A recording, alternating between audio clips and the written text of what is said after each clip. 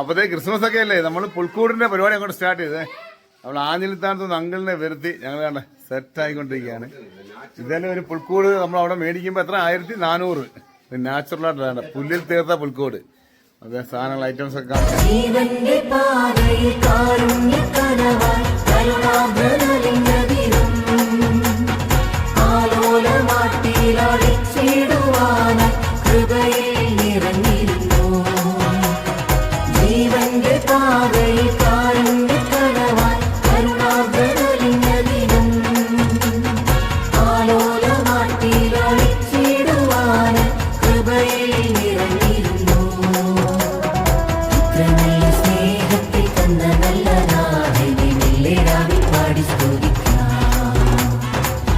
നല്ല സ്നേഹത്തെ തന്ന നല്ല നാടിനെ പാടി സ്തുതിക്കാം.